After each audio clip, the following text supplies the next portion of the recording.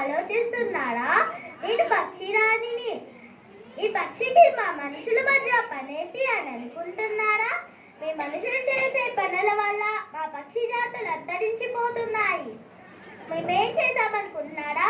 చెప్తాను వినండి. సహజంగా కానీ మానవుల చర్యల వల్ల వస్తున్న వాతావరణంలో మార్పుల వల్ల మా పక్షి జాతులు అంతరించిపోతున్నాయి. పంటలకు నష్టం కలిగించే క్రిమికీటకాలను తిని మా పట్టని నింపుకుంటున్నాము. కానీ మీరు వేసే పురుగుల మందు వల్ల అవి చనిపోయి మాకు సరైన ఆహారం అందడం లేదు. మీరు వాడి పారేసిన ప్లాస్టిక్ ని కాలుష్యం పెరిగి విషవాయువులు వెలువడి అవి పీల్చిన మా చిన్ని చిన్ని ప్రాణాలు తట్టుకోలేక విలవిలాడిపోతున్నాయి.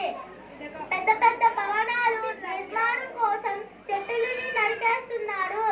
దానితో మాకు వసతి లేకుండా పోతుంది.